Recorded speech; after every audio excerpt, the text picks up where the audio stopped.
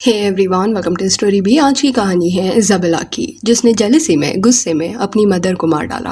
But फिर भी court में एविडेंसेस होने के बावजूद she was found not guilty. ऐसा क्या बोला था उसने इन्वेस्टिगेशन टीम को कि दे वेंट इनसेन। ये केस ना 2013 का है। दो रिसेंटली सोशल मीडिया पे इजाबेला के जो कोर्ट रूम क्लिप्स है ना, वो काफी सर्कुलेट किए गए हैं। स्वीट बट साइको ये सॉन्ग उसके लिए यूज हो रहा है। एंड कुछ मेस्ड अप लोग कमेंट्स में लिख रहे हैं कि आई डोंट माइंड अगर ये साइको मेरी गर्लफ्रेंड बनी तो। People are fantasizing her even though she is a criminal. तो इजाबेला गुज़मान का जन्म जो है ना, वो जून 1995 को हुआ था। उसके पेरेंट्स का नाम युन मी हो एंड रॉबर्ट गुज़मान था। अपने पेरेंट्स के साथ ना उसके रिश्ते अच्छे नहीं थे। जब वो छोटी थी तभी उसके पेरेंट्स ने ना अलग होने का डिसीजन ले लिया था। उन्होंने डिवोर्स लिया था एंड वो अलग रह रहे थे। This was actually very hard on Isabella. Plus उसके पेरेंट्स ना स्ट्रगल भी कर रहे थे। तो एट टाइम्स इजाबेला की हर ख्वाहिश वो लोग पूरी नहीं कर पाते। वो उसे वो चीजें नहीं दिला पाते जो उसे चाहिए रहता। एंड ये चीज से वो बहुत ज्यादा गुस्सा हो जाती। एंड गुस्से में अपनी मॉम के साथ कई बार उसके आर्ग्यूमेंट्स होते रहते। इजाबेला के आंट का कहना था कि जनरली वो जो है ना, वो फ्रेंडली रहती थी, बट अगर उसे गुस्सा आया तो वो एक्सट्रीम एंगर दिखाती एंड खुद को आइसोलेट कर लेती। अपने पेरेंट्स को वो रिस्पेक्ट नहीं करती थी। डैड की बातें एक बार वो सुन लेती, बट अपनी मदर को ना नापसंद करती थी वो, जिस वजह से ये सब के बीच में ना उसके डैड को भी कई बार आना पड़ता एंड इजाबेला को समझाना पड़ता कि उसे रिस्पेक्टफुल होना चाहिए। पर उसका ये बिहेवियर ना वर्स होता जा रहा था। उसका रिलेशन अपनी मदर के साथ खराब हो रहा था। इसी बीच उसकी मदर युन जो है ना, उसकी लाइफ में एक आदमी आया जिसका नाम रायन था। अभी युन को रायन बहुत पसंद आने लगा and she started dating him. Isabella को ये चीज बिल्कुल नहीं पसंद था। उसको चाहिए था कि पूरा अटेंशन उसकी मदर का उस पे ही रहे। एंड कहीं ना कहीं इस वजह से उसको जेलसी होने लगी। एंड वो बिल्कुल भी नहीं चाहती थी कि उसके फादर को छोड़ के किसी और के साथ उसकी मदर रिलेशनशिप में आए। और ये चीज की वजह से वो अपनी मदर से ना और नाराज रहने लगी। कुछ वक्त बाद युन एंड रायन ने ना शादी करने का डिसीजन लिया। एंड शादी के बाद रायन को एज अ स्टेप डैड ना वो एक्सेप्ट करने के लिए भी रेडी नहीं थी। अब युन एंड इजाबेला में इतने ज्यादा आर्ग्यूमेंट्स हो रहे थे that it was very concerning. And you will be shocked to know कि जब ये सब हो रहा था तब इजाबेला का जो एज था ना, वो सिर्फ 7 ईयर्स था।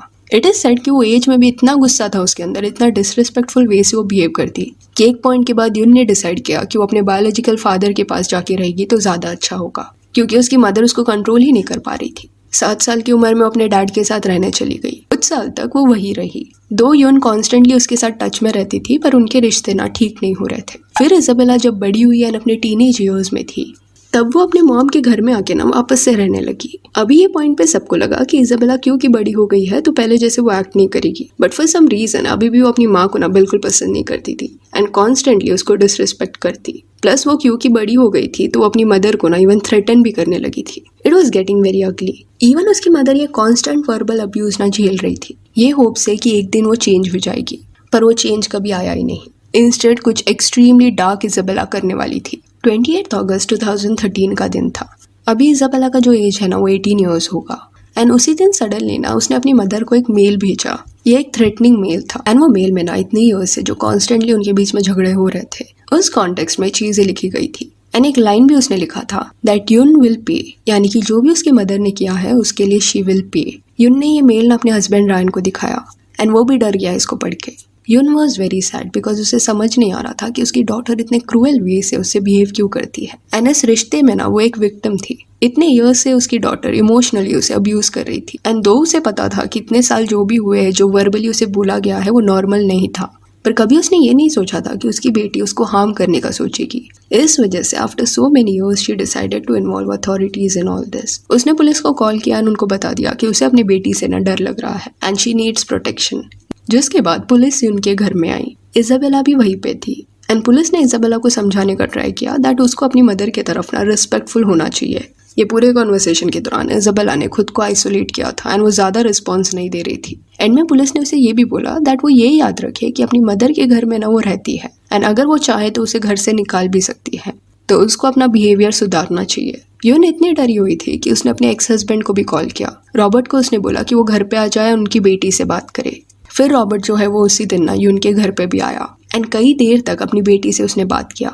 एंड अकॉर्डिंग टू रॉबर्ट उसकी जो बेटी थी वो उस दिन काफी अच्छे से उससे बात भी कर रही थी। एंड उससे बात करने के बाद वो अपने घर के लिए वापस निकल गया। तभी शाम के ना कुछ 6 बज रहे थे। अभी जब रॉबर्ट बात करने आया था तब यून घर पे नहीं थी। वो अपने काम के लिए ना घर से निकल गई थी एंड रात को 9:30 बजे अपने काम से वो वापस आई थी। अभी घर पे आने के बाद ना वो अपने रूम में चली गई एंड उसने शावर लेने का डिसाइड किया। शी थॉट कि इजाबेला अपने ही रूम में होगी एंड मे बी अपने फादर से बात करने के बाद एक चेंज उसमें आया होगा, तो वो रिलैक्स होने के लिए ना बाथरूम में चली गई।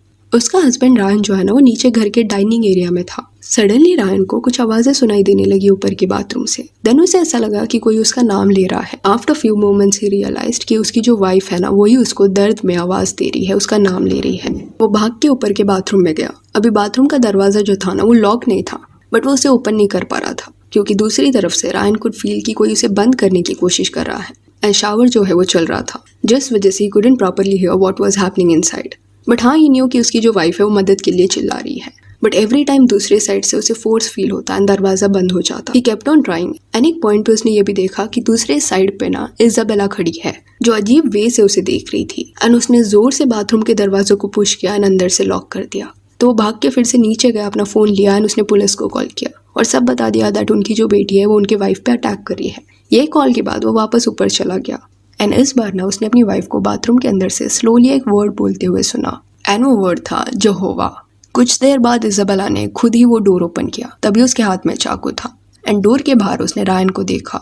बिना कुछ बोले उसके साइड से ना वो चुपचाप निकल गई, फिर घर से वो भाग गई। रायन वाज शॉक्ड टू सी कि क्या किया था इजाबेला ने। बाथरूम में जाने के बाद उसने देखा कि उसकी जो वाइफ है वो फ्लोर पे ना बिना कपड़ों के है एंड क्योंकि वो शावर ले रही थी तब इजाबेला ने उस पर अटैक किया था। रायन अपनी वाइफ को ना CPR दे रहा था कॉन्स्टेंटली, पर उसे कहीं ना कहीं ये पता चल गया था कि वो इस दुनिया में अभी नहीं है। फिर जब पुलिस आई इनके घर में तब तक ही उनकी ना जान चली गई थी। ये बोला गया कि 79 टाइम्स इजाबेला ने ना उस पर हमला किया था, 31 टाइम्स फेस पे एंड 48 टाइम्स नेक पे। इजाबेला भी फरार थी, बट जल्दी उसे पुलिस वालों ने पकड़ लिया। कोर्ट रूम में जब इजाबेला का केस चल रहा था तब उसने ये ऑरेंज जंपसूट पहना था एंड वो मेस्ड अप चीजें कर रही थी। जैसे ये क्लिप में यू कैन सी कि वो रोने की एक्टिंग करती है, देन सडनली हंसने लग जाती है एज इफ उसने जो किया है उसके लिए उसको बिल्कुल बुरा नहीं लग रहा। फिर जिन डिटेक्टिव्स ने ना इजाबेला से क्वेश्चनिंग किया वो लोग फॉर सम रीजन ना उससे काफी ज्यादा ट्रिगर हो रहे थे। उस कॉन्वर्सेशन के दौरान वो बिल्कुल भी काम नहीं थे, वो चिढ़ रहे थे, इजाबेला पे गुस्सा कर रहे थे, इनसेन वे से एक्ट कर रहे थे। और ये वीडियो जब सोशल मीडिया पे आया तब कई लोगों ने ये क्लेम किया कि इजाबेला को ये लोग बुली कर रहे हैं। See it was not that कि लोग इजाबेला को डिफेंड कर रहे थे, बट कई लोगों का यहाँ पे ये कहना था कि डिटेक्टिव्स कॉम्पिटेंट नहीं है अपना काम करने में। इनके ऐसे क्वेश्चनिंग करने की वजह से ये केस जो है ना वो वीक पड़ रहा है। अगर प्रॉपरली क्वेश्चनिंग होता तो शायद एविडेंसेस मिलते जिससे केस स्ट्रांग हो जाता। ऐसा कोई स्टेटमेंट इजाबेला देती जो उसके अगेंस्ट यूज किया जा सकता। एनीवेज कोर्ट में ना इजाबेला के अगेंस्ट कई एविडेंसेस थे, बट उसका जो डिफेंस था वो ये था कि वो अपनी मदर को कभी मारना ही नहीं चाहती थी। इंस्टेड उसे पता ही नहीं था कि वो उसकी मदर है जब उसको मार रही थी। शी थॉट कि वो औरत का नाम सिसिलिया है एंड उसे लग रहा था कि उसे ये पूरे दुनिया को बचाने के लिए ना सिसिलिया को मारना पड़ेगा। अब ये सारी चीजें जो वो बोल रही थी ना, इस वजह से ये केस में डॉक्टर्स का भी ओपिनियन लिया गया and it was revealed that Isabella suffered from paranoid schizophrenia. Hence court का रूलिंग ये था that she is not guilty because of insanity and उसे जेल नहीं भेजा गया, पर स्टेट मेंटल इंस्टीट्यूशन में उसे एडमिट किया गया जहाँ पे उसका ट्रीटमेंट होगा लंबे समय तक। एंड जब तक डॉक्टर्स को नहीं लगता that she is no longer threat to the society, वो वहीं पे ही रहेगी। एंड अगर उन्होंने क्लियरेंस दे दिया तो वो वापस अपने घर जा सकती है। अभी इजाबेला जो है ना वो 2013 से अभी तक उधर ही है। उसका एज 28 ईयर्स होगा एंड वो ट्रीटमेंट ले रही है। कुछ साल पहले ना उसका एक इंटरव्यू भी देखने मिला था जहाँ पे शी सेड कि उस पे ना बचपन से ही अब्यूज हो रहा था। देन शी इवन सेड कि my parents are Jehovah's witnesses and उसने 14 ईयर्स की एज में ही वो रिलीजन छोड़ दिया था एंड तब से उसके घर में ना उसको और ज्यादा परेशान करने लगे ये लोग। जेहोवा ये वही वर्ड है जो रायन ने एंड में अपनी वाइफ के मुंह से सुना था। इवन इंटरव्यू में ना वो अपने हाथ में एक स्कार भी दिखा रही थी, सेइंग दैट कि उसके पेरेंट्स की वजह से उसको ये स्कार हुआ है। एंड तभी कमेंट्स में लोग ये लिख रहे थे कि कैसे वो एक स्कार को ना इतना बड़ा बता रही है जबकि उसने अपनी मदर को इतने बार चाकू से मारा। कुछ का ये भी कहना था कि वो 18 ईयर्स की हो गई थी, तो अगर उसे इतना प्रॉब्लम था अपने पेरेंट्स से तो वो घर छोड़ के जा सकती थी। तो ये पूरा केस था इजाबेला का। स्टिल कुछ इग्नोरेंट लोग टिकटॉक पे देन रील्स पे ये सब क्लिप्स देख के ना उसके लुक्स की वजह से उसे पसंद करने लगे हैं, उसको एज अ गर्लफ्रेंड फैंटेसाइज कर रहे हैं। देन कुछ लड़कियां तो ना इजाबेला का जो ये कोर्ट रूम अटायर है, ऑरेंज जंपसूट, सेम कपड़ा पहन के ना टिकटॉक बनाने लग गई है सो दैट वो भी उसकी तरह दिखाई दे। जैसे पास्ट में भी सोना कि कैसे मेल क्रिमिनल्स को उनके लुक्स की वजह से लोग पसंद कर रहे हैं, सिमिलर चीज ये केस में भी देखने मिला। So that's it for this video. Do let me know कि इजाबेला के केस के बारे में आपका क्या कहना है।